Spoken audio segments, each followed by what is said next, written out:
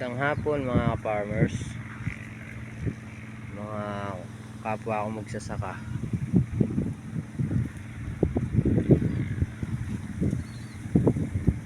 Ito nga pala ang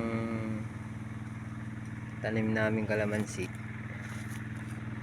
Sayang nga kasi hindi ko na video bago namin pabulaklakin Pero sa mga gustong magtanong, mag-comment lang kayo kung paano yung ginawa namin dito para mamulaklak.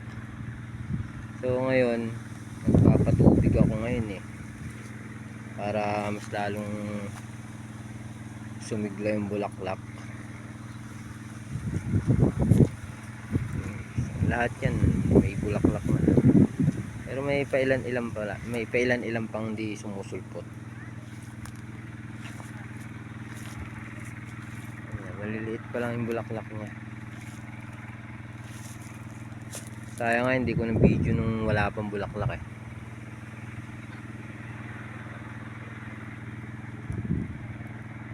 naglaglag na ng petals yung iba.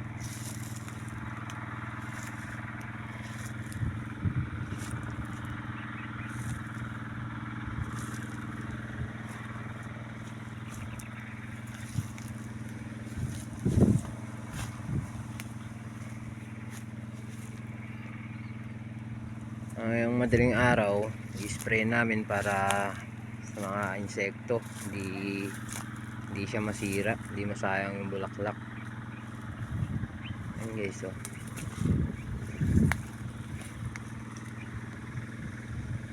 meron na siyang buko yung mga nalaglag na petals. Ayan, lumitaw na yung bunga niya. Maliit pa. Next month gagamunggo na yan, gamais yung iba.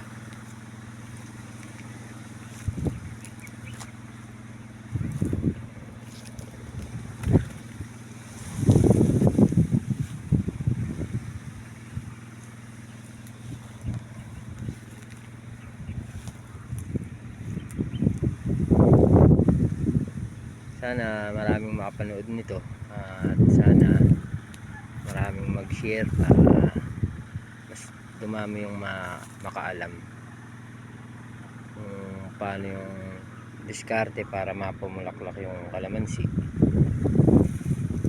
Siya mga farmers.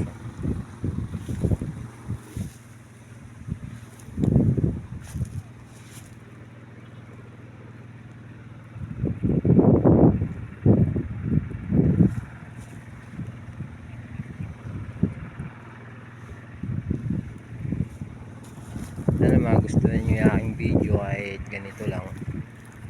Gusto ko lang ibahagi ang mga gawain dito sa bukid. So guys, eto marami na siyang buko. Ayun, nakikita na siya. Lakas ng hangin dito sa amin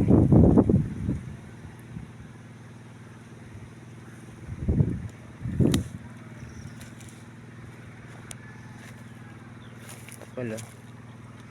Pagka naglaki yan to, yuyuko na tong sanga na to. Liit pa naman ang sanga niya. Huwag sanang mabali.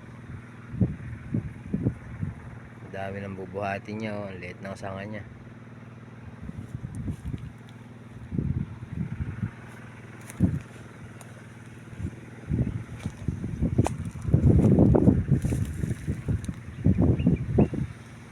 I-like and share na lang din po ang ating munting video. I-follow na rin po yung aking channel kung gusto nyo lang po.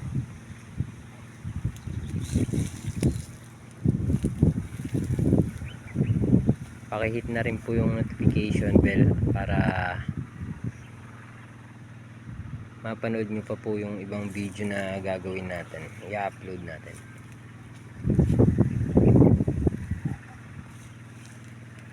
Malapit na umabot sa dulo yung tubig ko.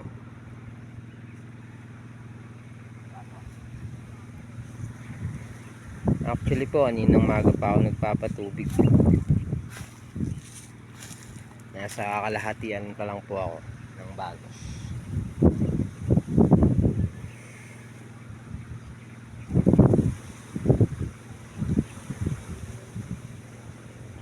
banos po kasi ito na medyo may kaluwangan. Yung isang banos pinagdalawa namin, yung isang banos pinagdalawa rin namin, kaya bali apat yung hati nito.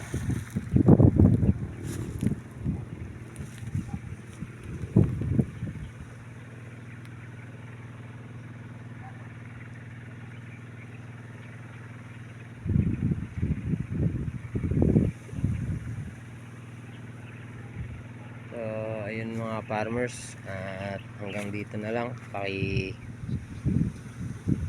like and share na lang ang ating video, paki follow na lang din po. Maraming salamat sa ulitin.